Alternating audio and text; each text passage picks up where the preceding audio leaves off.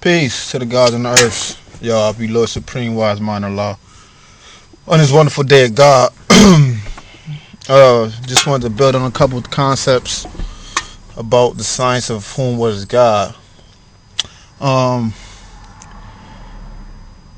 when a person comes up to you and asks you a question of who and what something is, and an individual has not the tools to be able to describe who and what something is, whether it be a person, place, or thing, then that means that that person does not have the proper knowledge in order for them to answer the question that's been given or posed to them.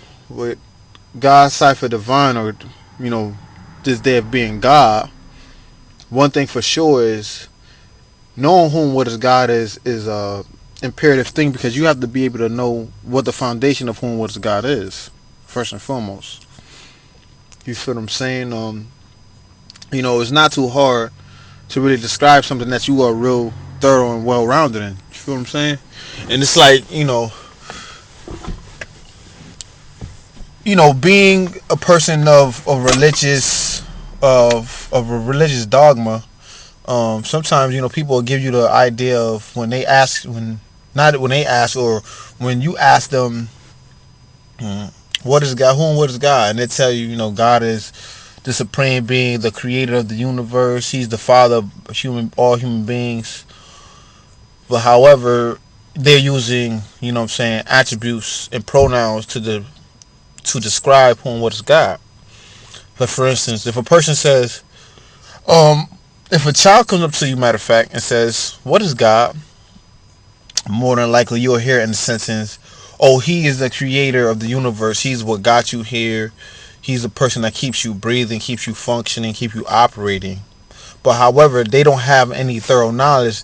That's more of a broad statement to make, to a child, by saying He is this and He is that, but don't describe who He is. You're describing, what He is and what type of attributes He upholds.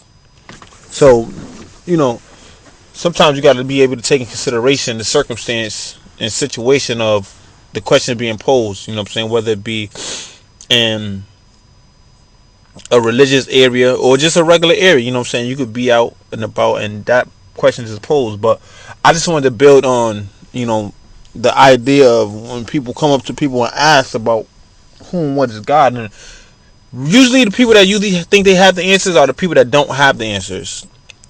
And that means that, prime example, if I say to you, or if I ask you, what is a car? You're going to describe to me as a car is a four-wheel vehicle. It has an engine, has a steering wheel, has brakes, it has pedals. You're describing in detail what a car is to me. You feel what I'm saying?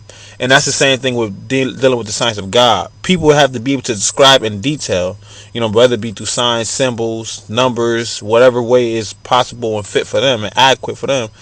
You have to be able to describe this stuff to people, because, say for instance, a person is not religious. Say for instance, a person may be an atheist.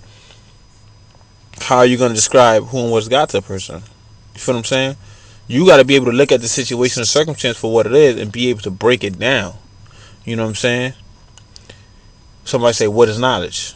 It's like saying knowledge is the foundation. Knowledge is the science of all things in life. Knowledge is to know. Knowledge is the foundation of all things in existence.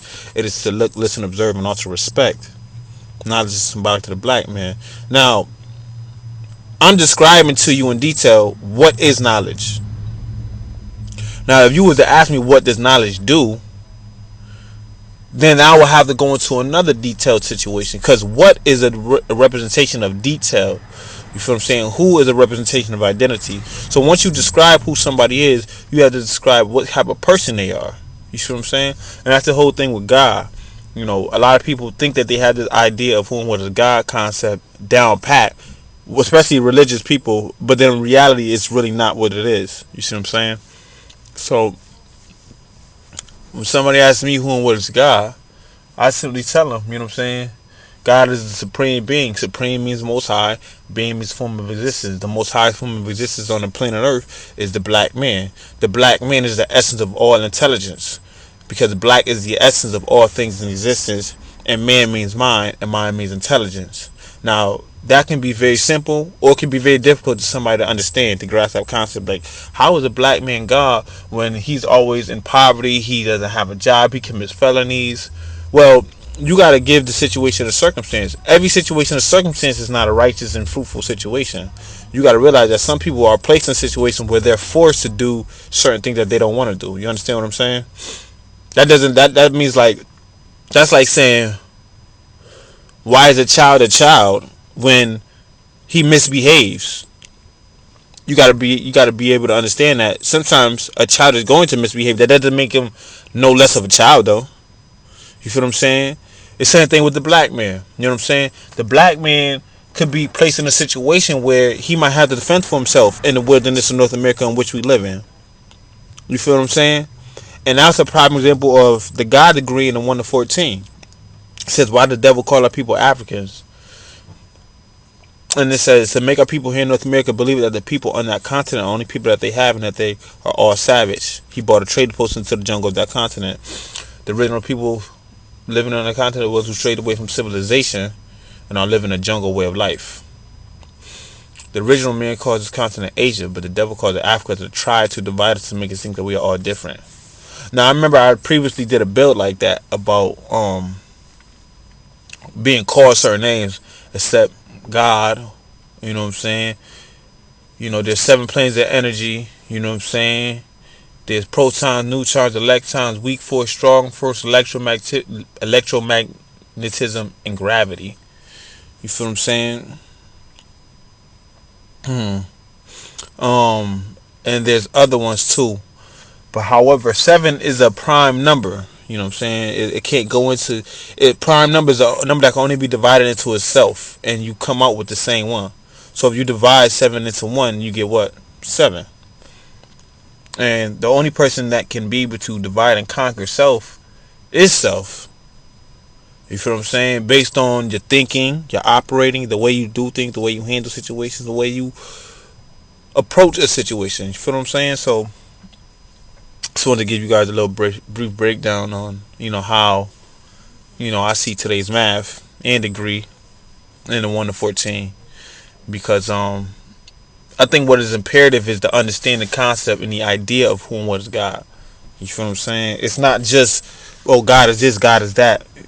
God could be anything to somebody depending on how they see it. So just wanted to add on with you with that, and leave you with one only learns and one teaches itself. All right, peace.